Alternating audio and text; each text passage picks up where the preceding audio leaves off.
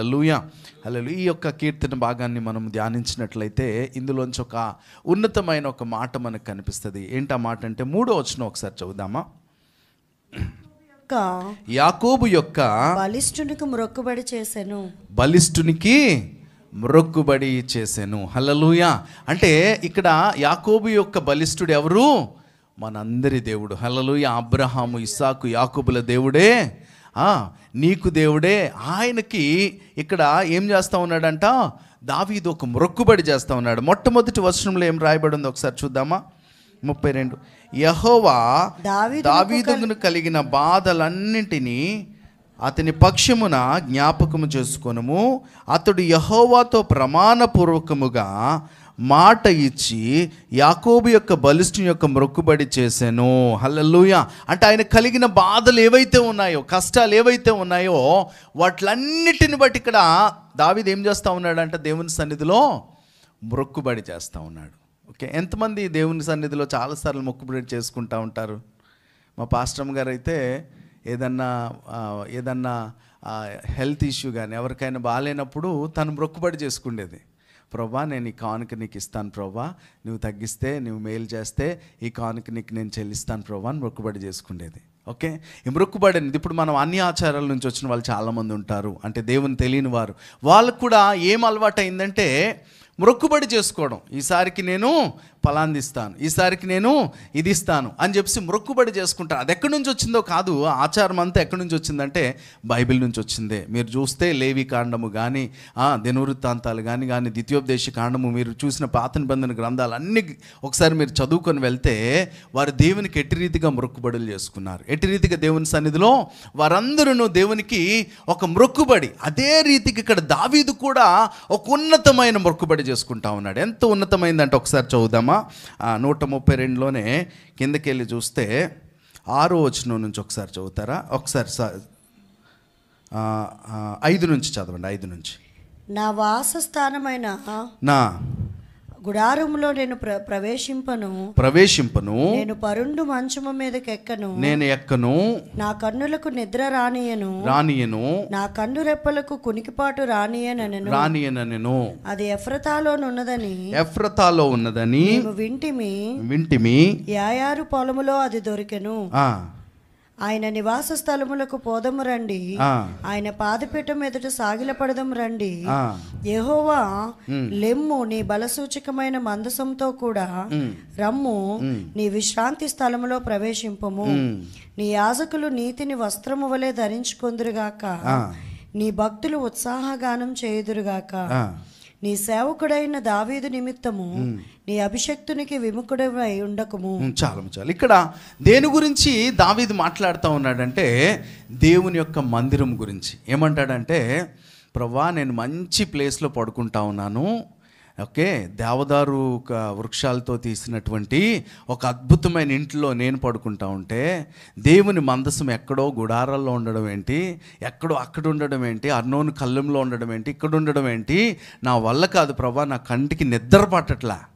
Okay, నాకు పడుకోవడానికి ఇష్టం రావట్లా. నేను ఒక నిబంధన, ఏది యాకోబు బలిష్ఠునికి ఏ నిబంధన చేసుకుంటా ఉన్నాడు తెలిసిన? నేను నీకు ఒక మందిరం కట్టాలి, నీ మందిరం కొరకు నేను నిన్ను ఉన్నతమైన స్థానంలో నేను పెట్టాలి అని చెప్పేసి ఏం చేశాడు తెలిసిన? ఆ యొక్క మందసం ఎక్కడ ఫిలిష్తీయులు పట్టుకొని వెళ్ళిపోతే దాన్ని ఎక్కడ పెట్టాలో తెలియని పరిస్థితుల్లో ఆ యొక్క మందసాన్ని మరలా దేవుని యొక్క సన్నిధికి తీసుకురావడం కోసము ఒక స్థలం కొన్నాడంటే. ఎవరు? దావీదు కొన్నాడు, అర్నోను కళ్ళము. ఓకే, ఆ స్థలం కొని ఆ స్థలంలోనే దేవుని మందసం పెట్టాలని. అదే ప్లేస్ ఏదో కాదండి, మీరు చూస్తే అబ్రహాము ఇస్సాకుని బలి ఇవ్వడానికి తీసుకెళ్తాడు కదా కొండ మీదకి, అదే ప్లేస్లో దేవుని యొక్క మందసాన్ని ఆయన పెట్టడానికి. అంటే చూడండి ఎంత సింక్రనైజింగ్, ఎంత ఖచ్చితమైన ప్లాన్ చూడండి దేవుని యొక్క ఉద్దేశము. ఎక్కడైతే అబ్రహాము తన కుమారుని బలి ఇవ్వడానికి తీసుకెళ్ళాడు కదా కొండ మీదకి, అదే కొండ ప్లేస్ని దేవుని మందిసం. ఇప్పుడు మీరు చూస్తున్న యెరూషలేము కూడా అదే ప్లేస్లో ఉంది ఎగ్జాక్ట్గా. హల్లెలూయా, హల్లెలూయా. అంటే అప్పుడు ఎప్పుడో కొన్ని తరాలకు ముందు అబ్రాహాముని దేవుడు ఎన్నుకొని, నీ కుమారుడు నాకు కావాలి అంటే ఆయన ఒక మొక్కుబడి చేసుకున్నాడు. నా దేవుడు అడిగితే నేను ఏదైనా ఇస్తాను. లేక పుట్టిన తన కుమారుడిని కూడా బలి ఇవ్వడానికి ఏమాత్రం వెనుదెరగలేదు. అంటే తన మొక్కుబడి ఉన్నతమైంది కాబట్టి అదే ప్లేస్ని దేవుని యొక్క నివాస స్థలముగా, హల్లెలూయా. నీ జీవితంలో కూడా నువ్వు గుర్తుపెట్టుకో, దేవుని విషయంలో నీవు తీసుకున్న ఒక నిర్ణయము, నీవు తీసుకున్న ఒక మొక్కుబడి విషయంలో కానీ దేవుని కొరకు నువ్వు నిలబడితే అది తరతరాలుగా దేవుడు దాన్ని దీవిస్తాడు. హల్లెలూయా, హల్లెలూయా. చాలాసార్లు మనం ఏమనుకుంటాం తెలిసిన, కొన్ని విషయాల్లో ఈ మొక్కుబడి చేసుకుంటాం. నేను డబ్బుల గురించి మాట్లాడలేదండి. దేవుని సన్నిధిలో నీ జీవితాన్ని నీవు వెచ్చిచ్చిన నీ మొక్కుబడి, హల్లెలూయా. అంటే నా జీవితాన్ని నేను దేవుని కొరకు జీవిస్తాను, నేను దేవుని పని చేస్తాను, నేను దేవుని పనిలో నమ్మకస్తుడిగా జీవిస్తాను. ఇలాంటి మొక్కుబడులు మనకి ఇంటర్నల్గా చాలా మొక్కుబడులు ఉంటాయి. కానీ గుర్తుపెట్టుకోవాలి, ఆ మొక్కుబడులు ఏం చేస్తూ ఉంటాం తెలిసిన, పక్కన పెట్టేస్తూ ఉంటాం. అందువలన మన జీవితంలో చాలాసార్లు మనము కష్టమును, బాధను, వేదనను అనుభవించడానికి గల కారణం ఏంటంటే అది కూడా వాక్యంలో ఉంది. ఒకసారి చూద్దామా? కీర్తనల గ్రంథము 66వ అధ్యాయము ఒకసారి తీయండి. కీర్తనలు 66 14వ వచనం. 66 అధ్యాయము 14వ వచనం. నాకు శ్రమ కలిగినప్పుడు, చదవమ్మా. నాకు శ్రమ కలిగినప్పుడు నా పెదవులు పలికిన మొక్కుబడులను, నా నోరు వచించిన మొక్కుబడులను నేను నీకు చెల్లించెదను. పొట్టేళ్లను, ధూపమును క్రొవ్విన గొర్రెలను తీసుకొని నీకు దహన బలులు అర్పించెదను. ఒకసారి ప్రసంగి గ్రంథము 5వ అధ్యాయము 4-5 వచనాలు చదువుదాం. ప్రసంగి 5వ అధ్యాయము. నీవు దేవునికి మొక్కుబడి చేసుకుని ఎడల దానిని చెల్లించుటకు ఆలస్యము చేయకము. బుద్ధిహీనుల యందు ఆయనకి ఇష్టం లేదు. నీవు మొక్కుకొనిన దాన్ని చెల్లించుము. నీవు మొక్కుకొని చెల్లింపకుండుటకంటే మొక్కుకొనకుండుటే మేలు. నీ దేహమును శిక్షకు లోపర్చునంత పని నీ నోటి వలన జరగనీయకము. అది పొరపాటు చేత జరిగినని దూత ఎదుట చెప్పకము. చాలా అంటే మనము దేవుని సన్నిధిలో చాలా మొక్కుబడులు చెల్లించుకుంటా ఉంటాం. ఓకే, చాలాసార్లు కొన్ని నియమాలు, కొన్ని ఇలా అనుకుంటాం, నేను దేవునికి ఇలా చేయాలి, నేను దేవుడికి ఇది ఇవ్వాలి, నేను దేవుని కొరకు నా జీవితాన్ని ఇటు రీతిగా నేను వాడాలి.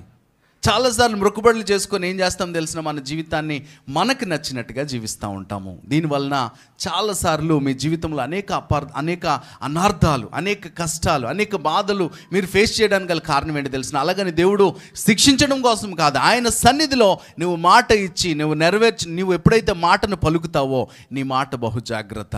ఖచ్చితంగా అది నెరవేర్చడానికి దేవా నాకు సామర్థ్యం కలిగించమని ప్రార్థన చేయాలి. హల్లెలూయా, హల్లెలూయా. ఒకవేళ అవ్వట్లేదా, నీవు ఆశ కలిగి ఆ టైంలో నీకు చాలా ఎమోషనల్గా మంచి జోష్గా ఉన్నప్పుడు ఒకవేళ మాట ఇస్తావేమో, కానీ నీవేం చేయబద్దుడు అయినావు తెలిసిన, ప్రభువా ఈ మొక్కుబడిని చెల్లించడానికి నాకు సామర్థ్యం కలగచేయండి. హల్లెలూయా.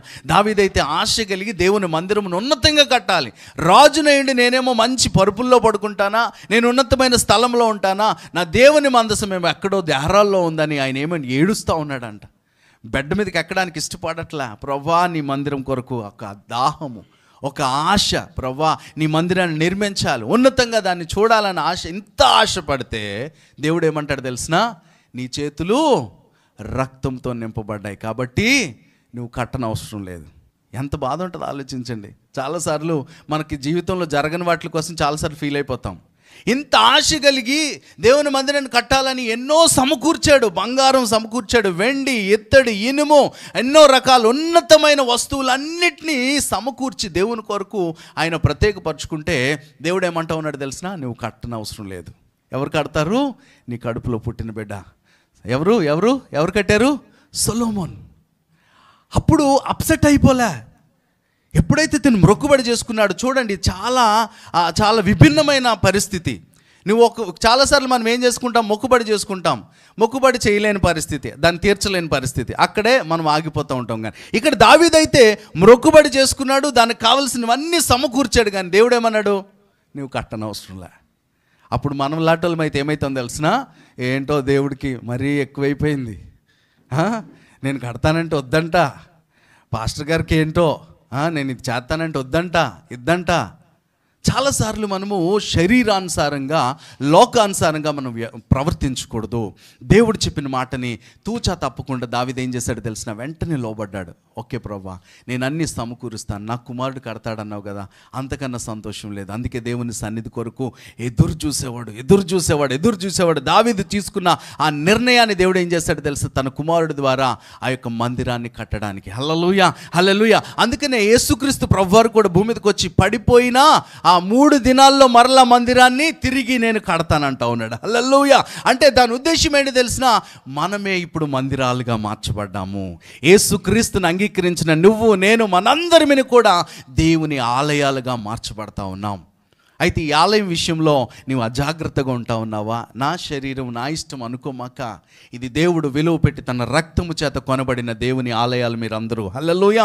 మీలో దేవుడు నివాసం ఉండడానికి ఇష్టపడతా ఉన్నాడు. ఆ రోజున దావీదు దానికోసం కలలు కన్నాడు. అమ్మో, నా జీవితకాలం అంతా వ్యయపరిచి నేను ఎంతో కష్టపడి సంపాదించిన ఆస్తి అంతటితో దేవునికి ఒక మందిరం కట్టాలని తనైతే ఫిజికల్గా ఆలోచన చేస్తే, యేసుక్రీస్తు ప్రభువారు వచ్చి ఏం చేశాడు తెలిసిన, నేను 3 దినాల్లో తిరిగి మరలా మందిరాన్ని కడతాను. ఆ మాటను బట్టే యేసు ప్రభుని పట్టుకొని సిలువేసేశారు. నిజానికి ఏంట్రా ఈయన సిలువేయడానికి ఏంటి తప్పు ఏం చేశాడంటే, ఈయన దేవాలయాన్ని పడగొట్టి 3 దినాల్లో కడతాడని తప్పుడు కేసులు పెట్టి ఆయన మీద ఇలా అంటా ఉన్నాడని ఆయన యేసు ప్రభు మీద తప్పుడు కేసు. అది ప్రజలు చూస్తున్నట్టుగా ఈ శరీర సంబంధమైన ఫిజికల్గా చూసే మందిరాలు కాదు, కానీ యేసుక్రీస్తు ప్రభువారు ఏం చేయబోతా ఉన్నాడు తెలిసిన, ఆయన 3వ దినమున తిరిగి లేచి తన ద్వారా అనేక జీవితాలని, అనేక మందిరాలని కట్టడానికి దేవుడు ఇష్టపడతా ఉన్నాడు. హల్లెలూయా, హల్లెలూయా. ఈరోజు కూడా నీవు దేవుని సన్నిధికి వచ్చావంటే, దేవుని సన్నిధిలో కూర్చున్నావంటే గుర్తుపెట్టుకో, నీవు ఒక మందిరం. చెప్పండి మీ పక్కన వాళ్ళకి, you are the temple of living God. Hallelujah. నీవు దేవుని యొక్క జీవము గల దేవుని యొక్క మందిరానివి. ఎంత జాగ్రత్తగా ఉండాలి మందిరం అంటే. మందిరానికి లోపలికి రావడానికి మనం ఏం చేస్తాం, చెప్పులు బయట వేసేస్తాం. ఎందుకు? బయట ఊరంతా తిరుగుతాం కాబట్టి, చెత్త చెదారం ఉంటుంది కాబట్టి, లోపలికి ఎందుకు పరిశుద్ధంగా మంచిగా రావాలని ఒక ఆలోచన. దాని విషయంలో నువ్వెంత జాగ్రత్తగా ఉన్నప్పుడు, నీ దేహం విషయంలో నువ్వెంత జాగ్రత్తగా ఉండాలి. దేహం విషయంలో ఎవరైతే జాగ్రత్త కలిగి, ప్రవ్వా అయ్యా నా కొరకు విలువ పెట్టి నువ్వు కొన్నావు కాబట్టి, అయ్యా నాకు వ్యతిరేకమైన ప్రతి శరీర క్రియల్ని నేను పరిత్యజిస్తాను ప్రవ్వా, వాటిని విడిచిపెడతాను ప్రవ్వా, నా మందిరాన్ని నేను కాచుకుంటాను ప్రవ్వా, నువ్వు నాలో నివాసం చేస్తావు కాబట్టి అని నువ్వు మొక్కుబడి చేసుకోవాలి. మొదటి మొక్కుబడి ఏంటి తెలిసిన, క్రైస్తవులు ఈ నూతన నిబంధనలో పుట్టిన మనందరం చేసుకోవాల్సిన మొక్కుబడి ఏంటి తెలిసిన, ఇది దేవుని ఆలయము. ఈ ఆలయంలో దేవుడే నివాసం ఉంటా ఉన్నాడు కాబట్టి నేను బహు జాగ్రత్తగా జీవించాలి. ఇది మొదటి మొక్కుబడి. హల్లెలూయా. మీ డబ్బులు, మీ యొక్క దానము ఇదంతా పక్కన పెడితే గుర్తుపెట్టుకోవాలి, మొదటి మొక్కుబడి ఏంటి, మీ దేహం విషయంలో నేను బహు జాగ్రత్త కలిగి జీవిస్తాను ప్రభా, నాకు సహాయం చేయండి. నేను బలహీనున్నే, నా వల్ల కాదు, కానీ నేను జీవించడానికి నాకు సహాయం చేయండి. ఎవరైతే ఈ మొక్కుబడి, ఎంతమంది చేసుకుంటారు ఇట్లాంటి మొక్కుబడి? ఆల్రెడీ మీరు అందరు చేసుకున్నవారే, కానీ ఈ మొక్కుబడిని మీరు మరలా జ్ఞాపకం చేసుకోవాలి. దేవా నాకు సహాయం చేయండి. ఈ విషయంలో నేను చాలాసార్లు ఫెయిల్ అయిపోయాను ప్రవ్వా, నేను నిలబడలేకపోయాను ప్రవ్వా, నాకు సహాయం అనుగ్రహించండి. హల్లెలూయా. ఇంకొక బైబిల్లో కొందరిని మీకు చూపించాలని నేను ఆశపడతా ఉన్నాను, ఇటు రీతిగా మొక్కుబడి చేసుకునే వ్యక్తులు. మొదటి సమూయేలు 1వ అధ్యాయము 6 నుంచి 11 వచనాలు ఒకసారి చదువుదాం. మొదటి సమూయేలు గ్రంథము. యెహోవా ఆమెకు సంతు లేకుండా చేసి ఉన్న హేతువును బట్టి ఆమె వైరియగు పెనిన్న ఆమెను విసిగించుటకై ఆమెకు కోపం పుట్టించుచు వచ్చెను. ఎల్కానా ఆమెకు ఏటేటా ఆ రీతిగా చేయుచునుండగా హన్నా యెహోవా మందిరమునకు పోవునప్పుడల్లా అది ఆమెకు కోపం పుట్టించను గనుక ఆమె భోజనం చేయక ఏడ్చుచూ వచ్చెను. ఆమె పెనిమిటి అయిన ఎల్కానా, హన్నా నీవెందుకు ఏడ్చుచున్నావు, నీవు భోజనం మానుట ఎలా, నీకు మనోవిచారం ఎందుకు కలిగినది, 10 మంది కుమారుల కంటే నేను నీకు విశేషమైన వాడను కానా అని ఆమెతో చెప్పుచూ వచ్చెను.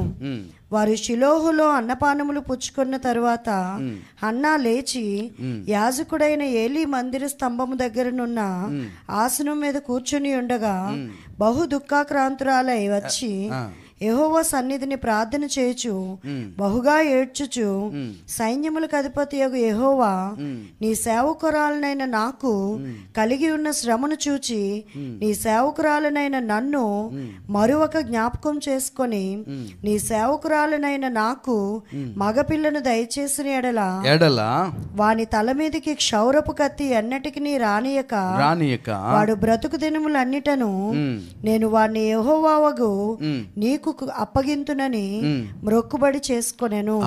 ఏం చేసుకుంటా ఉందంట హన్నా? దేవుని సన్నిధిలో ఒక మ్రొక్కుబడి చేసుకుంటా ఉంది. ఏమని మ్రొక్కుబడి?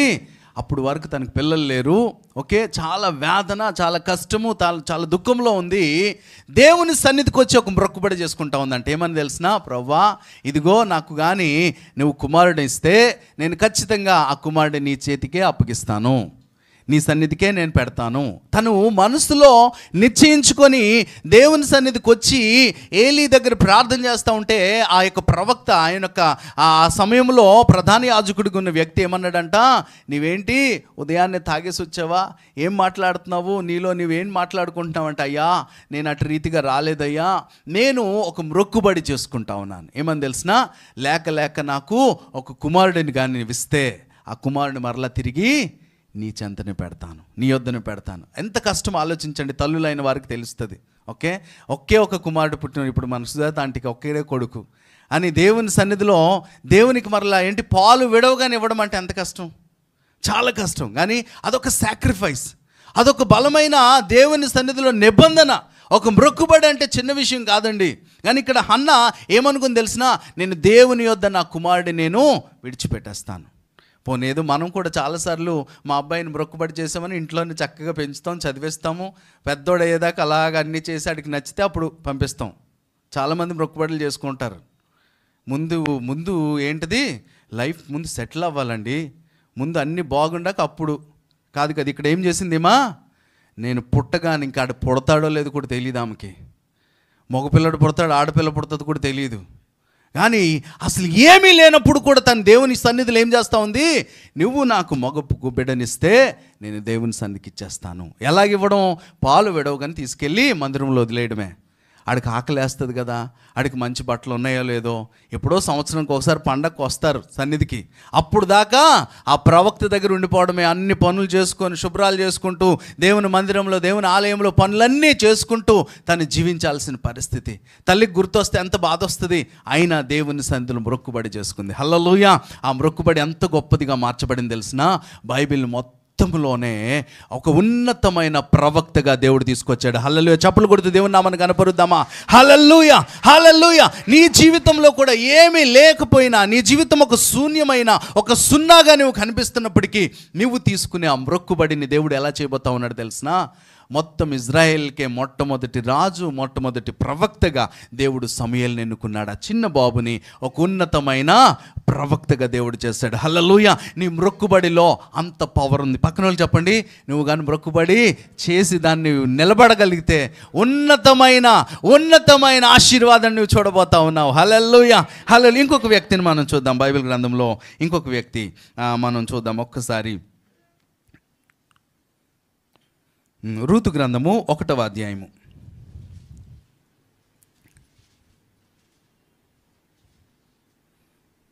ఒకటవ అధ్యాయము 16-17 వచనాలు ఒకసారి చూద్దాం.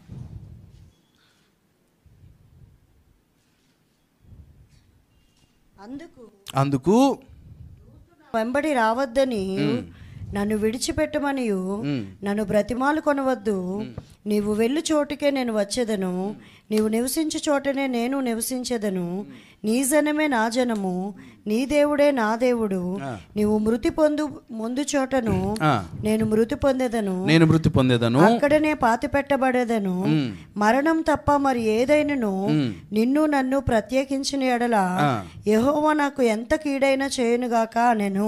చాలా ఎంత అద్భుతమైన ఒక మ్రొక్కుబడి తను కూడా చేసుకుంటా ఉంది. ఎవరు? రూతు. ఎలాంటి పరిస్థితుల్లో రూతు మ్రొక్కుబడి చేస్తూ ఉందంటే, తన అత్త, మామ, 2 కుమారులు వాళ్ళు ఏమంటే దేవుని యొక్క సన్నిధి నుంచి కరువు రావడం వలన వేరే దేశానికి వెళ్ళడం జరిగింది. వేరే దేశంలో వాళ్ళు అన్యులు, ఓకే, అన్యుల్ని ఇద్దరిని తన కుమారులకి వివాహం చేసింది నయోమి. చేసిన తర్వాత ఓకే, వాళ్ళ భర్త చనిపోయాడు, 2 కుమారులు చనిపోతే 2 కోడళ్ళు, ఈమె మాత్రమే ఉంది, నయోమి మాత్రమే. ఆ పరిస్థితుల్లో వీళ్ళకి ఇంకా మొగ దిక్కు లేదు, ఎవరు సహాయం చేసేవాళ్ళు లేరు. ఆ దేశంలో బ్రతకడం అనేది చాలా కష్టము, ఏం చేయాలో తెలియని పరిస్థితి. ఆ నయోమి అంటది, ఇంకా నాకు పిల్లలు పుట్టే అవకాశం లేదు, నేను ముసలిదాన్ని అయిపోయాను, సో ఇంకా మాకు పిల్లలు లేరు కాబట్టి మీరు దేశానికి వెళ్ళిపోండి, మీరు వివాహం చేసుకొని మంచిగా ఉండండి అంటే, ఓర్ప ఏం చేస్తుంది తెలిసినా, ఏడ్చేసి ఒక కిస్ పెట్టి బాయ్ బాయ్ అత్త అనే వెళ్ళిపోతుంది తను నచ్చిన తోటికి. ఓకే, ఈ రూత్ అయితే ఏం చేసింది తెలిసినా, నీ దేవుడే నా దేవుడు, నీ జనమే నా జనమే, నువ్వెక్కడ పాతిపెట్ట పడితే అక్కడ పాతి పెట్టాలి, ఎందుకంటే వన్స్ నేను ఒక్కసారి ఈ దేవుడిని రుచి చూశాను. హల్లెలూయా. తన నిబంధన చూడండి, తన మొక్కుబడి చూడండి, 0 కండిషన్లో, ఏమీ లేదు, రేపు ఏమవుతుందో తెలియదు, రేపు భవిష్యత్తు ఏంటో తెలియదు, అమ్మో ఈ ముసలిదాన్ని వెళ్తే నన్ను ఎక్కడ పెట్టేస్తుందో, నా బ్రతికేమైపోతుందో, నాకు బోల్డ్ జీవితం ఉంది. మనమైతే అలాగనే కదా ఆలోచిస్తాము కదా.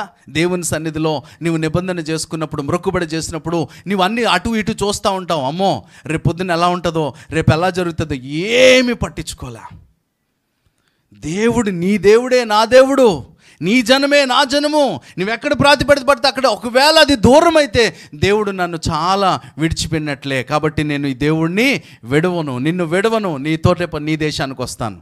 వచ్చింది, ఏం జరిగింది తెలిసిన, పరిగెలు ఏరుకుంటా ఉంటా. అంటే ఆ దేశంలో పంటలు పండినాక కోతలకు వస్తూ ఉంటే ఆ విడిచిపెట్టబడిన కొన్ని ఉంటాయి కదా, అవి ఏరుకుంటారనమాట. అంటే వాళ్ళు ఎలాంటి వాళ్ళు అంటే, వాళ్ళు దిక్కులేని పరిస్థితి, ఎవరు వాళ్ళకి సహాయం చేయలేని పరిస్థితి. పరిగేరుకోవడానికి ఒక పొలంలోనికి వెళ్ళినప్పుడు దేవుని కృప బిడ్డ మీదకి ఎలా వచ్చింది తెలిసిన, ఆ దేశంలోని ఉన్నతమైన ఒక వ్యక్తి, ఎవరు, బోయాజ్ అని ఒక వ్యక్తి, తను చూసి తన పరిస్థితిని గమనించి తను వివాహం చేసుకోవడానికి ముందుకు వచ్చాడు. హల్లెలూయా. ఆ బోయాజ్ ఎవరో కాదండి, ఈ రూత్ ఎవరో కాదండి.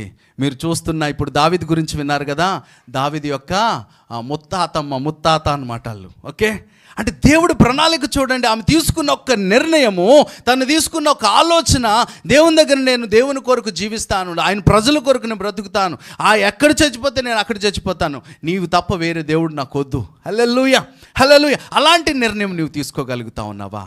ఒక్కొక్కసారి బలహీనమైనప్పుడు, ఒక్కొక్కసారి చేతకానప్పుడు ఏమనిపిస్తుంది తెలిసినా, ఈ రోగం పోవట్లేదు, ఎంత ప్రార్థన చేసినా తగ్గట్లేదు, ఎక్కడికన్నా బయటికి వెళ్ళి చిన్న ట్రై చేస్తే బాగుంటుంది. ఏం ట్రై చేస్తారు? చాలామంది క్రైస్తవుల్లో జరుగుతున్న పనులు ఇవి. ఏంటిది? పోము కట్టెత్తే బాగుంటుందేమో. అది ఎంత పాపం తెలుసునండి, దేవుడికి చాలా కోపమైన పనులు అవి.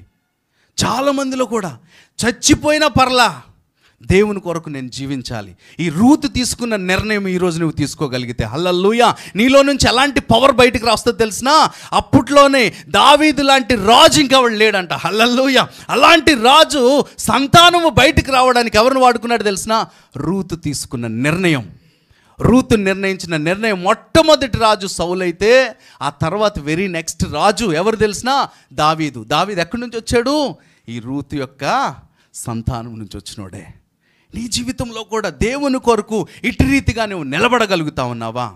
నా దేవుడు ఏమైనా చేయగలడు, ఎంత కష్టంలో అయినా నా దేవుని కొరకు నేను బ్రతకాలి, అది నువ్వు మొక్కుబడి చేసుకోవాలి. మొట్టమొదటిది నీవు ఆలయము, నేను దేవుని కొరకు బ్రతుకుతానని ఒక మొక్కుబడి నువ్వు చేసుకోవాలి. తర్వాత కష్టాలు వచ్చినప్పుడు, బాధలు వచ్చినప్పుడు, ఇబ్బందులు వచ్చినప్పుడు, ఏమో దానివల్ల ఎలాగైందేమో, దీనివల్ల అలా జరిగిందేమో, అక్కడికి వెళ్ళాను కాబట్టి ఎలా జరిగింది, ఇవన్నీ ఏంటి తెలిసినా? డస్ట్బిన్ లాంటివి. నీవేమనుకోవాలి తెలిసిన? ఆయన యొద్ద నేను తీసుకున్న ఈ మొక్కుబడిని దేవుడు ఆశీర్వదిస్తాడు. ఎలాగైతే హన్న తీసుకున్న మొక్కుబడిని బట్టి ఎవరు వచ్చారు? సమూయేలు వచ్చాడు. ఇక్కడ రూతు తీసుకున్న ఆ యొక్క మొక్కుబడిని బట్టి ఏమైంది తెలిసిన? అద్భుత రీతిగా దావీదు యొక్క తరం వచ్చింది బయటికి. హల్లెలూయా. ఫైనల్ ఇంకొకటి చూద్దాం మనం, ఇంకొకటి చూసి మనం నెక్స్ట్కి వెళ్ళిపోదాం. ఒక్కసారి న్యాయాధిపతుల గ్రంథము, న్యాయాధిపతులు 11వ అధ్యాయము, 11వ అధ్యాయము 30 నుంచి 40 వచన భాగాలు ఒకసారి చూద్దాం. అప్పుడు యొప్తా యెహోవాకు మొక్కుకొనెను, ఎట్లనగా నీవు నా చేతికి అమ్మోనీయులను నిశ్చయంగా అప్పగించిన ఎడల నేను అమ్మోనీయుల యొద్ద నుండి క్షేమంగా తిరిగి వచ్చినప్పుడు నన్ను ఎదుర్కొనుటకు నా ఇంటి ద్వారం నుండి బయలుదేరి వచ్చినదేదో అది యెహోవాకు ప్రతిష్ఠిత మగును, మరియు దహన బలిగా దాన్ని అర్పించదనెను. అప్పుడు యెఫ్తా అమ్మోనీయులతో యుద్ధం చేయుటకు వారి యొద్దకు సాగిపోయినప్పుడు యెహోవా అతని చేతికి వారిని అప్పగించను గనుక అతడు వారిని అనగా అరోయేరు మొదలుకొని మిన్నీతుకు వచ్చి వరకు అబెల్కరా మేము వరకును 20 పట్టణముల వారిని నిశ్శేషముగా హతము చేసెను. అట్లు అమ్మోనీయులు ఇజ్రాయేలు ఎదుట నిలవకుండా అణిచివేయబడిరి. యెఫ్తా మిస్పాలోనున్న తన ఇంటికి వచ్చినప్పుడు అతని కుమార్తె తంబురులతోనూ నాట్యముతోనూ బయలుదేరి అతన్ని ఎదుర్కొనెను. ఆమె గాక అతనికి మగ సంతానమే గాని ఆడ సంతానమే గాని లేదు. కాబట్టి అతడు ఆమెను చూచి తన బట్టల్ని చింపుకొని, అయ్యో నా కుమారి, నీవు నన్ను బహుగా కృంగజేసితివి, నీవు నన్ను తల్లడింప చేయు వారిలో ఒకతేవై ఉన్నావు. నేను యెహోవాకు మాట ఇచ్చి ఉన్నాను గనుక వెనుక తీయలేవనగా, ఆమె నా తండ్రి యెహోవాకు మాట ఇచ్చి ఉంటివా? నీ నోటి నుండి బయలుదేరిన మాట చొప్పున నాకు చేయము. యెహోవా నీ శత్రువులైన అమ్మోనీయుల మీద పగ తీర్చుకుని ఉన్నాడని అతనితో ననెను. మరియు ఆమె నా కొరకు చేయవలసినదేదనగా 2 నెలల వరకు నన్ను విడువుము.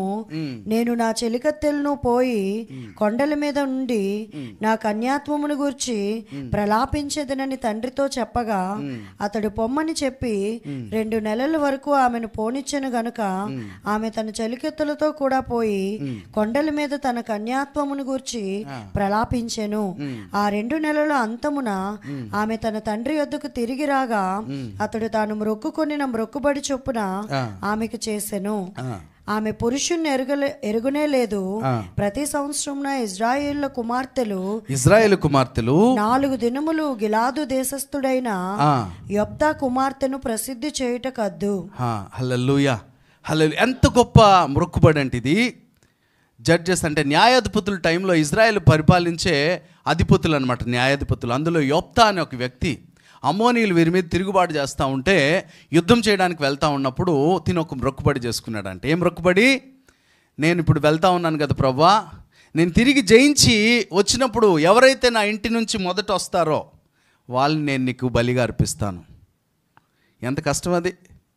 తీరమోసి ఏమో ఆ టైంలో అనేసాడు మాట, కానీ ఎవరు వస్తారో తెలీదు అని. తనకి ఒకే ఒక కుమారులు లేరు, ఒక్కతే కుమార్తె. ఆమె కన్యక, పరిశుద్ధురాలు. ఆమె తంబుర వాయించుకుంటూ దేవుని స్తుతిస్తూ తన తండ్రి జయించుకొని వచ్చాడని సంతోషంగా బయటకు వస్తూ ఉంటే ఈయన ఏడుస్తూ ఉన్నాడు. ఎందుకు? తిను ఒక నిబంధన చేసుకున్నాడు, ఒక మొక్కుబడి చేసుకున్నాడు. ఏం మొక్కుబడి? ఎవరైతే నా ఇంటి నుంచి బయటకు వస్తారో మొదట, ఎవరినైతే చూస్తానో వారినే దేవునికి నేను బలిగా అర్పిస్తాను. బైబిల్లో నిజంగా ఇదొక అద్భుతమైన బలి. ఓకే, ఇస్సాకు విషయంలో అయితే దేవుడు ఆ బలిని ఏం చేశాడు? గొర్రె మీదకి షిఫ్ట్ చేశాడు. కానీ ఇక్కడైతే ఆమె పరిశుద్ధపరుచుకుంది. 2 నెలలు ఆమె దేవుని సన్నిధిలో గడుపుతూ, ఓకే, దేవుని కొరకు ఎదురు చూస్తూ ఇష్టపూర్వకంగా నా తండ్రి ఏదైతే దేవునికి బలిగా అర్పించాలనుకున్నాడో ఆ బలిని ఈమె ఇష్టపూర్వకంగా అంగీకరించబడినప్పుడు ఏమైందంటే తెలిసిన, ఇజ్రాయేల్ ప్రజలందరూ ఆమె గురించి మాట్లాడుకునేవాళ్ళంట. హల్లెలూయా. కొన్ని తరాలు గడిచిపోయినప్పటికీ, కొన్ని సంవత్సరాలు గడిచిపోయినప్పటికీ ఆ బిడ్డ కొరకు మాట్లాడుకున్న ఉన్నతమైన ఒక మొక్కుబడి. హల్లెలూయా. మీ జీవితంలో కూడా చాలాసార్లు మనం ఏమనుకుంటాం తెలిసిన, దేవుని విషయంలో కొన్ని మొక్కుబడులు చేసుకుంటాం. నేను ఇలా జీవించాలి, నేను దేవునికి ఇది చేయాలి, నా జీవితం ఇటు రీతిగా నేను దేవుని సన్నిధిలో వాడబడాలి. ఆ మొక్కుబడి ఎప్పుడైతే నువ్వు చేస్తావు ఏమైతావు తెలిసినా, నీ జీవితంలో దేవుడు అద్భుత కార్యాలు చేస్తాడు. హల్లెలూయా, హల్లెలూయా. నాకు బన్ను చాలా ఇష్టం. బన్ను అంటే బన్ను తన జీవితంలో కొన్ని మొక్కుబడులు చేసుకున్నాడు. నేను ఎప్పుడు తనకు చెప్పలే. ఏం మొక్కుబడులు తెలిసినా, నేను చెప్పకపోయినా ఏం చేయకపోయినా ఈ చర్చ్ విషయంలో తను పర్సనల్ మొక్కుబడి ఏంటి తెలిసినా, ఇవన్నీ నేను వచ్చేసరికి అన్ని ఏర్పాట్లు చేయడం అదొకటైతే, ప్రభు బల్ల విషయంలో ఓకే నేను వచ్చినప్పుడు నాకు స్పెషల్ వాటర్ పెడతాడు తను. నేను ఎప్పుడు చెప్పలే నాకు వాటర్ ఇలా ఉండాలి, నాకు ఇలా పెట్టాలని ఎప్పుడు చెప్పలే. అని తను ఏం చూస్తూ ఉన్నాడంటే ఆత్మలోకం తను ఉన్నతమైన విషయాన్ని చూస్తూ ఉన్నాడు. హల్లెలూయా. తను ఎప్పుడైతే ఆ మొక్కుబడి చేసుకున్నాడో తను ఇచ్చిన సాక్ష్యం ఏంటి తెలుసునండి, మా ఇంటిలో మేము చాలా సఫర్ అయ్యామన్నా. కొన్ని రోజులైతే మాకు తినడానికి తిండి ఉండేది కాదు, చాలా ఇబ్బంది పడ్డాము, కానీ దేవుడు ఇప్పుడు మా యొక్క పరిస్థితిని మార్చేశాడన్న. ఇది ఏం చేశాడు తెలిసిన, ఈ యొక్క ఆశీర్వాదము ఎవరు మా అత్తయ్య గారి ఇంటికి కూడా రావాలని తను ఒక ఆలోచన చేశాడు. మనకు తెలుసు తిమోతి ఉన్నాడు కదా, తిమోతికి తను ఏం చెప్పాడంటే, నేను ఇది చేసినప్పుడు మా కుటుంబంలో ఈ పరిస్థితి మారింది కాబట్టి నెక్స్ట్ నువ్వు బల్ల కార్యక్రమం అంతా నువ్వు చూసుకోవాలి బావా, నీ మీద పెడతా ఉన్నాను, దేవుడు మీ కుటుంబాన్ని ఆశీర్వదించా అంటే దాని రుచి చూశాడనమాట. హల్లెలూయా. ఆ మొక్కుబడి విషయంలో ఎప్పుడైతే మన జీవితంలో ఒకటి ఇవి చిన్నవే అయి ఉండొచ్చు, ఇవి చిన్న చిన్న విషయాలు అయి ఉండొచ్చు, కానీ నువ్వు తీసుకునే చిన్న చిన్న మొక్కుబడులను దేవుడు ఉన్నతంగా ఆశీర్వదించడానికి ఇష్టపడతా ఉన్నాడు. హల్లెలూయా, హల్లెలూయా, హల్లెలూయా. నూకప్పరావు గారు రాలే. నూకప్పరావు గారు మొన్న లాస్ట్ టైం ఏం చేశాడు తెలిసిన, ఒక మొక్కుబడి, వాళ్ళ వైఫ్ వచ్చారు. వాళ్ళ మొక్కుబడి ఏంటి తెలిసిన, కానుకలు ఇవ్వడానికి, దశంభాగములు ఇవ్వడానికి కవర్లు మేము ప్రింట్ చేస్తాం, ఈ సంవత్సరం క్యాలెండర్లు మేము కొట్టిస్తాం. నేను ఎప్పుడు చెప్పలా అని వాళ్ళ హృదయంలో కలిగిన ఒక నిశ్చయత, ఒక మొక్కుబడి. హల్లెలూయా. నేను ఎందుకు అంటే వాళ్ళని ఏదో గొప్ప చేయడానికి నేను చెప్పట్లేదు, కానీ ఇవి చిన్న చిన్న మొక్కుబడులు అయి ఉండొచ్చు, అని అవి తరాల్ని ఆశీర్వదించే ఉన్నతమైన ఆశీర్వాదాన్ని తీసుకొస్తాయి. హల్లెలూయా. దేవుని సన్నిధిలో నేను ఎందుకు చెప్తా ఉన్నానంటే, దేవుని సన్నిధిలో చిన్న విషయంలో అన్న, మొన్న రీసెంట్గా నిస్సి తల్లి వాళ్ళ మమ్మీ బన్నుకి చెప్తా ఉందంట, నేను చర్చ్ అంతా నేను క్లీన్ చేయాలి బాబు, ఈసారి నాకు ఎప్పుడు క్లీన్ చేస్తారు నాకు చెప్పండి. పెద్ద ఆవిడ ఈరోజు రాలేకపోయారామా. ఆమెకున్న హృదయంలో ఉన్న ఆశ ఏంటి తెలిసిన, చర్చ్ అంతా నేను క్లీన్ చేయాలి. అదొక మొక్కుబడి. ఇలాంటి మొక్కుబడులు మీకు పెద్ద కనిపించకపోవచ్చేమో, కానీ దేవుని సన్నిధిలో మీరు వాటి విషయంలో కానీ జాగ్రత్త కలిగి ఉంటే దేశంలో ఉన్నత స్థానాల్లో దేవుడు మిమ్మల్ని పెడతాడు. హల్లెలూయా, హల్లెలూయా. కొన్ని విషయాల్లో మన పరిశుద్ధ జీవితం విషయంలో మనం మొక్కుబడి చేసుకోవాలి. అంతేకాకుండా మనం దేవుని యొక్క సంఘముగా కూడుతా ఉన్నాం కాబట్టి మందిర విషయంలో నువ్వు మొక్కుబడి చేసుకున్నట్లయితే దేవుడు నీ జీవితంలో ఉన్నతమైన నీ తరతరాల్ని దేవుడు ఆశీర్వదిస్తాడు. రూతు అసలు ఊహించి ఉంటుందండి, ఏంటో నా భర్త చచ్చిపోయాడు, నాకు ఇంకా పెళ్ళి అవుతుందా, నా జీవితం ఇంకేమన్నా ఉంటుందా, ఎవరైనా నన్ను చేసుకుంటారా, నేను దిక్కుముక్కు లేని దాన్ని, దేశం విడిచి వేరే దేశానికి కాదు కాదు కాదు. దేవుడు ఆ దేశంలోనే ఉన్నతమైన ఒక యజమానుడు బోయాజుని హృదయాన్ని దేవుడు తెరిచాడు. హల్లెలూయా. ఆ యొక్క వంశం నుంచి దావీదు బయటకు వచ్చిన రీతిగా నీ జీవితాన్ని కూడా దేవుడు కట్టడానికి ఇష్టపడతా ఉన్నాడు. హల్లెలూయా, హల్లెలూయా. నాకు బాగా తెలిసిన ఒక మిషనరీ డేవిడ్ లివింగ్స్టన్, ఎంతమందికి తెలుసు? వీలైతే ఆయన బయోగ్రఫీ గూగుల్లో వస్తుంది, ఎక్కడన్నా ఉంటుంది, లేకపోతే బుక్స్ అన్నా దొరుకుతాయి, చదవాలి. కొంతమంది మిషనరీస్ బుక్స్ చదివినప్పుడు మన హృదయం మండించబడుతుంది. హల్లెలూయా. తను యవ్వన కాలంలో వివాహం చేసుకొని ఆయన ఉన్నతమైన దేశంలో, పాశ్చాత్య దేశము ఏంటిది అమెరికా దేశం, ఆ ప్రాంతాల్లో ఉన్నతమైన పరిస్థితుల్లో ఉంచి ఆయన వచ్చినవాడు. ఆ దేశంలో చక్కగా డాక్టర్ చదువుకున్నాడు. డాక్టర్ చదువుకోగానే మంచిగా క్లినిక్ పెట్టుకోవడమో హాస్పిటల్ పెట్టుకోవడమో చేస్తారు. అని దేవుడు తన హృదయంలో ఏం పెట్టాడు తెలిసినా, ఆఫ్రికా దేశానికి దేవుని సువార్త ప్రకటించాలని ఒక ఆలోచన కలగజేశాడు. ఆయన ఒక మొక్కుబడి చేసుకున్నాడంట. వెంటనే పెళ్లి చేసుకున్నాడు. పెళ్లి చేసుకున్న వెంటనే భార్యను తీసుకొని ఆఫ్రికా దేశానికి వెళ్తుంటే అందరూ తిట్టారంట, నీకు బుద్ధి బుర్ర ఉందా? ఇది ఎప్పుడు 18th సెంచరీలో జరిగింది. ఇప్పుడు ఆఫ్రికా చాలా బాగుంది చూడడానికి కొంతవరకు, కానీ 18వ శతాబ్దంలో అక్కడికి వెళ్ళడం అంటే చిన్న విషయం అనుకుంటున్నారా? విషజ్వరాలు వస్తాయి, భయంకరమైన వాటర్, అక్కడ పరిస్థితి కానీ అక్కడున్న వాతావరణం కానీ దీనికి ఎట్టి రీతిగా అనుకూలమైనది కాదు. అని అక్కడికి వెళ్ళి దేవుని సువార్త ప్రకటించాలి, ఆ ప్రాంత ప్రజలకి విడుదల కలిగించాలి, అక్కడ వెలుగు కలగాలి, ఆ ప్రాంతం రక్షించబడాలనే ఉన్నతమైన ఆలోచన. తన భార్యను కూడా తీసుకొని వెళ్తే కొన్ని రోజుల్లోనే భార్య ఎఫెక్ట్ అయిపోయి చనిపోయిందంట. చనిపోగానే అందరు తిడతా ఉన్నారు ఆయన, నీకు బుద్ధి ఉందా, నీకు బుర్ర ఉందా, తీసుకెళ్ళి అమ్మాయిని చంపేస్తావా అని. తను ఏమనుకున్నాడు తెలిసిన, ఆ దేశం రక్షించబడాలి, ఆఫ్రికా ఖండాల్లో గొప్ప ఉద్యమం రావాలి. 18వ శతాబ్దంలో ఆయన తీసుకున్న నిర్ణయం. వెళ్తూ ఉంటే ఏమైందంటే తెలిసిన, ఒక రోజున ఆ నడుచుకుంటూ వెళ్తూ ఉంటే అక్కడ ఎక్కువ పులులు ఇవన్నీ అటాక్ చేసేవంట. ఈయన దగ్గర ఒక గన్ను ఉండేదంట, రాత్రంతా కాపలా కాయాలి, గన్ను పట్టుకొని ఉండాలి, ఎందుకంటే ఆ ఊర్లో వాళ్ళందరినీ వచ్చి చంపేస్తూ ఉన్నాయి పులులు. ఒకరోజు తిన్ను చిన్నది స్నాప్ అలా పడుకున్నాడంట, గన్ను పట్టుకొని ఉన్నాడు. పులి వచ్చేసి ఈ జబ్బలు ఆగేసుకొని వెళ్ళిపోయిందంట. ఇది డిస్లోకేట్ అయిపోయింది, చెయ్యి పని చేయట్లేదు, ఇదంతా మొత్తం బ్లీడ్ అయిపోతూ ఉంది, చెయ్యి ఇంకా పైకి లెగదు ఇంక చెయ్యి. ఓకే, ఒకవైపు భార్య చనిపోయింది, ఈ చెయ్యి పని చేయదు లెఫ్ట్. సరే అని ఈడ్చుకుంటూ అయినా తిడతా ఉన్నారంట, మన దేశానికి వచ్చే ఇక్కడ ఎందుకు కష్టాలు పడతావు, ఆ దేశం పట్ల నీకు ఎందుకు అంత ప్రేమ, ఎందుకు అంతలా అంటే దేవుని దగ్గర మొక్కుబడి చేసుకున్నాడు ఆయన. హల్లెలూయా. ఆఫ్రికా ఖండాన్ని మార్చాలి, ఇది దేవుని ఖండముగా మార్చబడాలి, అనేక మంది రక్షించబడాలి. ఎందుకంటే భయంకర మనుషులు తినేసే పరిస్థితులు, మనుషులు తినేసే పరిస్థితులు, భయంకరమైన చేతబడులు, ఇలాంటి పరిస్థితి నుంచి ఆ ప్రజలను విడిపించాల ఉన్నతమైన ఆలోచన. చెయ్యి పని చేయట్లా. ఒకరోజు ఆ తుప్పలు ఉంటాయి కదా, ఏంటిది వెదురు కొమ్మలు, ఇట్లాంటి తుప్పల మధ్యలోంచి దూరుకొని వెళ్తూ ఉన్నాడంట నడుచుకుంటూ. ఇప్పుడులాగా ట్రావెలింగ్ ఏం లేవు, ఎంతన్నా నడవాలి. వెళ్తూ ఉంటా ఒక ముళ్ళు వచ్చి టక్మని ఎడమ కన్ను గుచ్చుకుపోయిందంట.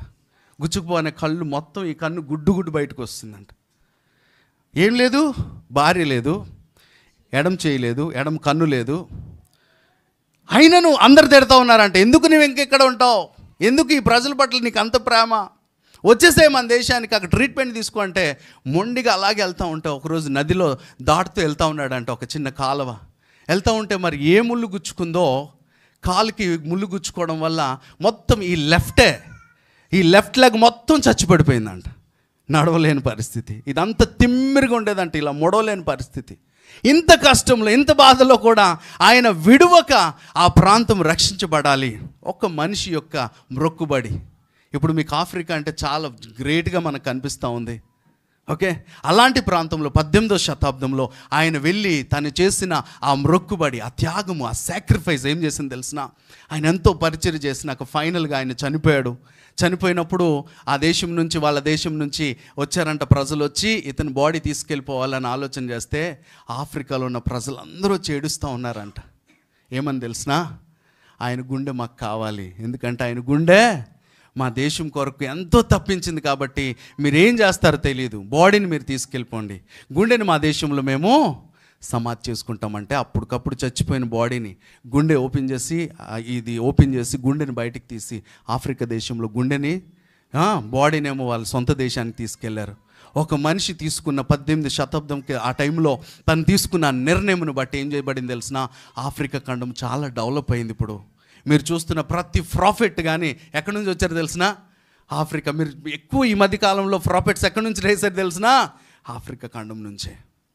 ఎక్కడి నుంచి వచ్చింది అంటే, దేవుని కొరకు నువ్వు తీసుకున్న ఒక నిర్ణయం, ఒక మ్రొక్కుబడి, నీ జీవితాన్ని నువ్వు త్యాగం చేయగలిగితే, యేసుక్రీస్తు ఎలాగైతే తన జీవితాన్ని త్యాగం చేయడం వల్ల మనందరిలోనికి రక్షణ ఎలాగొచ్చిందో, దేవుని బాగుందండి, నేను చక్కగా డ్యూటీకి వెళ్తున్నాను, వస్తున్నాను, హ్యాపీగా ఉంది, పిల్ల పాపలతో సేఫ్ జోన్లోనే ఉన్నంత కాలము. ఓకే, సేఫ్గా వెళ్ళిపోతావు, కానీ పరలోకంలో గొప్ప ఫలము నువ్వు మిస్ అయిపోతావేమో. అందుకని భూమి మీద కష్టం వచ్చినప్పుడు, భూమి మీద శ్రమ కలిగినప్పుడు, బాధ కలిగినప్పుడు అసలు బాధపడమాక. శ్రమ నీకేమైతే తెలిసినా అది నీకు మేలుగా మార్చబడుతుంది. ప్రభా నీకు వందనాలు, ప్రభా నీకు వందనాలు అయ్యా, అది చీకటైనా నీకు వందనాలు, అది కష్టమైన నీకు వందనాలు, అది బాధ అయినా నీకు వందనాలు. ఎందుకు తెలిసినా, నీవు ఒక శ్రేష్టమైన మొక్కుబడి చేసుకున్నావు, నేను దేవుని కొరకు జీవించాలి, నేను దేవుని మందిరము, నాలో దేవుడు నివాసం చేస్తాడు. హల్లెలూయా. ఫైనల్గా కొన్ని విషయాలు మీకు చూపించి నేను ముగించేస్తాను. 1 కొరింథీయులకు రాసిన పత్రిక, 1 కొరింథీయులు 1వ అధ్యాయము 17వ వచనం. సమీచుటకు క్రీస్తు నన్ను పంపలేదు గాని క్రీస్తు యొక్క శిలువ వ్యర్థము కాకుండానట్లు వాక్చాతుర్యము లేకుండా సువార్త ప్రకటించుటకే ఆయన నన్ను పంపాను. అదే 1 కొరింథీ 9:16లో, 9వ అధ్యాయము 16వ వచనం.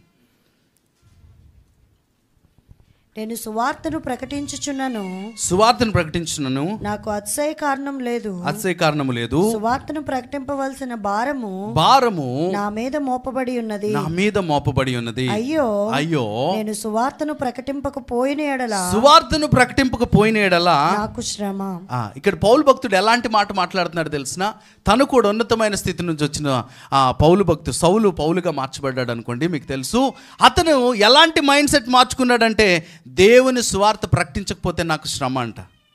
ఓకే, మీరున్న చోట చక్కగా హాయిగా ఉంది కదా, మామూలుగా నా బాధలు, నా కష్టాలు, నా బాధలు దేవా ఎప్పుడు ఇస్తావని ఇలా కాదు. నువ్వు ఎక్కడికి వెళ్తే అక్కడ ఏం చేయాలి తెలిసిన, దేవుని సువార్తను నువ్వు ప్రకటించబద్ధుడివై ఉండాలి. రాత్రి అనక పగలనక ఆయన ఏం చేస్తాడు, సమయం అనక అసమయం అనక దేవుని సువార్తను నేను ప్రకటిస్తానని ఒక మొక్కుబడి చేసుకున్నాడు. ఎవరు?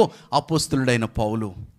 ఎందుకంటే మత్తయి సువార్త 6:33 ఏమని తెలిసినా, మొదట ఆయన రాజ్యమును నీతిని గురించి నువ్వు ఎప్పుడైతే పట్టించుకుంటావో అన్నీ నీ వెనకాల దేవుడు ఇవ్వడానికి ఇష్టపడతా ఉన్నాడు. అంటే ఆయన రాజ్య సువార్త, దేవుని రాజ్య విషయంలో, దేవుని పని విషయంలో నువ్వు కొంచెం ఆలోచన చేస్తూ ఉన్నావా? చనిపోతే ఒక రోజు కప్పెట్టేస్తారు, 3వ రోజున జ్ఞాపకం అయిపోయింది అక్కడితో. అని దేవుని రాజ్యం గురించి నువ్వు ఆలోచన చేసి నువ్వు కొన్ని మొక్కుబడులు చేసుకుంటే ఏమైతావు తెలిసినా, తరాలకి నువ్వు ఆశీర్వాదంగా మార్చబడతావు. హల్లెలూయా. అంతేకాకుండా పరలోక రాజ్యంలో నీ ఒక పొజిషన్ మామూలుగా ఉండదు. నీకు పరలోకం వెళ్ళినప్పుడు చాలా డిఫరెన్సెస్ కనిపిస్తాయండి. నేను ఎందుకు చెప్తా ఉన్నాను తెలిసిన, అక్కడ దేవుడు ఇక్కడ చూస్తేనే, ఇక్కడ బోల్డ్ తేడాలు కనిపిస్తేనే మనం తట్టుకోలేకపోతున్నాం. అది పర్మనెంట్ ప్లేస్లో కూడా బోల్డ్ తేడాలు కనిపిస్తాయి. ఎందుకు తెలిసినా, ఈ భూమి మీద నువ్వు తీసుకున్న నిర్ణయము, నువ్వు తీసుకున్న మొక్కుబడి, హల్లెలూయా, దాన్ని బట్టి ఒకడికి చంద్రుడి మహిమ అంట, ఒకడికి సూర్యుని మహిమ అంట, ఒకడికి నక్షత్రం మహిమ. అక్కడ కూడా డిఫరెన్సెస్ ఉన్నాయి. అందుకనే దేవుని సన్నిధిలో ఒక శ్రేష్టమైన మొక్కుబడి మనం చేసుకుందామా? ఈ ఉదయకాల సమయంలో, ప్రభా నీ కొరకు నాకు ఇది జరగలేదు, నాకు అది అవ్వలేదు, ఇంకా ఇది అయితే బాగుండు, అదే అవన్నీ పక్కన పెట్టి ప్రభా నేను దేవుని కొరకు ఒక డేవిడ్ లివింగ్స్టన్ లాగా నేను మార్చబడాలి ప్రభా. నా ప్రాంతంలో, నా యొక్క దేశంలో, నా యొక్క రాష్ట్రంలో ప్రభా నేను ఒక డేవిడ్ లివింగ్స్టన్గా మార్చబడాలి. ఎందుకంటే అతనికి చాలా హ్యాపీగా బ్రతకాల్సిన డాక్టర్ చదువుకున్నాడు, ఉన్నతమైన విద్య, వివాహం చేసుకున్నాడు, అన్నీ మంచిగా తన దేశంలో చాలా శ్రేష్టంగా ఉండాల్సిన పరిస్థితి. కానీ దేవుని కొన్ని నిర్ణయం చేసుకున్నాడు, ఈ ప్రాంత ప్రజల్లో ఉజ్జీవం రావాలి. ఇప్పుడు ఎక్కడి నుంచి ఉజ్జీవం బాగా వస్తూ ఉందో తెలిసినా, ఆఫ్రికా దేశాల నుంచే ప్రొఫెట్స్ లెగిస్తూ ఉన్నారు, చచ్చిపోయిన వాళ్ళు బ్రతికించిన వాళ్ళు లెగిస్తూ ఉన్నారు, క్రియేటివ్ మెరాకిల్స్ చేసిన వాళ్ళు లెగిస్తూ ఉన్నారంటే ఆనాడు ఎంతోమంది తీసుకున్న ఈ మొక్కుబడి. నువ్వు కూడా నీ దేశం కొరకు నీ మొక్కు, నీ పక్కింటోళ్ళ కోసం కనీసం మాట్లాడడానికి ఇష్టపడుతున్నావా? సువార్తను ప్రకటించడానికి, అయ్యా ఇదిగో దేవుడు నిన్ను ప్రేమిస్తూ ఉన్నాడు, యేసు ప్రభు నీ కొరకు ప్రాణం పెట్టాడు, ఇదే సువార్త. ఇందాక అంకుల్ చెప్తున్న మాట అదే అనిపించింది నాకు కొంచెం దేవుడు బలం ఇస్తే అనేక చోట్లకి వెళ్ళి నేను సువార్త ప్రకటించాలి. అది మొక్కుబడి అంటే. హల్లెలూయా, హల్లెలూయా, హల్లెలూయా. తనకి శక్తి లేదు, తన బలహీనుడు అయిపోతున్నాడు, రోజు రోజుకి వీక్ అయిపోతున్నా, తన నిర్ణయం, తన యొక్క మొక్కుబడి ఏంటి తెలిసిన, నేను దేవుని సువార్తను ప్రకటించాలి. ఓకే, రోజుకి 24 గంటలు కనీసం ఒక అరగంట అన్నా, ఒక పావు గంట అన్నా, ఒక ఇద్దరిని కలిస్తే పావు గంట అయిపోతుంది. ఇద్దరినన్నా కలిసి నువ్వేం చేయాలి తెలిసినా, నువ్వు సువార్త ప్రకటించాలి. ఇదే అల్టిమేట్ గోల్. హల్లెలూయా. ఈ నూతన నిబంధన ఉన్న ప్రజలకు, మనందరికీ ఒక అల్టిమేట్ మొక్కుబడి ఏంటి తెలిసిన, దేవుని రాజ్యము కట్టాలి. హల్లెలూయా. దేవుని రాజ్యము కట్టబడాలి, నశించిపోయి ఆత్మలు రక్షించబడాలి, దేవుని యొద్దకు తిరిగి రావాలి. హల్లెలూయా. నీ కుటుంబీకుల్లో ఇంకా ఎవరైతే రక్షణ పొందలేదో ధైర్యంగా వారితో మాట్లాడు. వాళ్ళు వినరండి, వాళ్ళు నన్ను తక్కువగా చూస్తారండి, పట్టించుకోరండి, ఇవి కాదండి సాకులు. ఏం చెప్పాలి తెలిసినా, దేవుని శక్తిని నువ్వు చూపించాలి. హల్లెలూయా.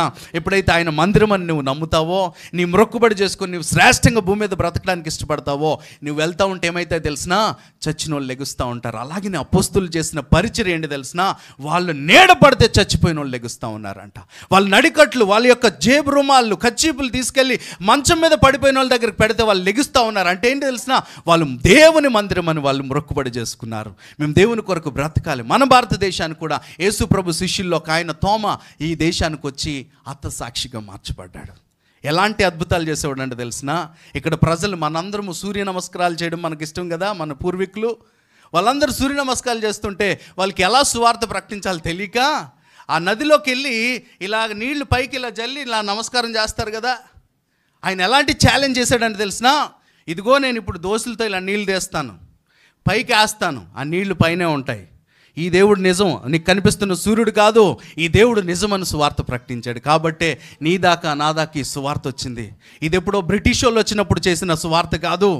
యేసు ప్రభు చనిపోయి తిరిగి లేచిన 50 సంవత్సరాల తర్వాతే మన భారతదేశానికి సువార్త వచ్చింది. ఈ సువార్తని నువ్వు ఎంజాయ్ చేస్తున్నావా? అలాగ బాగుంది నా ఫ్యామిలీ, నేను, నా కుటుంబం. లేదు, అనేకుల కొరకు నువ్వు ప్రార్థన చేయాలి.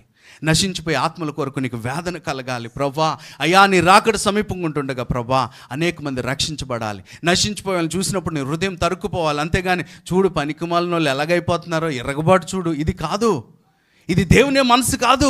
నువ్వేం చేయాలి తెలుసా? కన్నీళ్లు కాచి ప్రభా ఈ ప్రాంత ప్రజలు రక్షణ పొందాలి, ఇక్కడ యవ్వనస్తులు రక్షించబడాలి. ఈ విధమైన నిర్ణయం తీసుకుందాం, ఒక ఖచ్చితమైన మొక్కుబడి. ఇదిగో ఇది దేవుని సన్నిధి, దేవుడు నీతో సూటిగా మాట్లాడాడు. నీ మనసుకు ఏదైతే ఆలోచన కలిగిందో దాని విషయమై ఒక ఖచ్చితమైన మొక్కుబడి నువ్వు చేసుకో.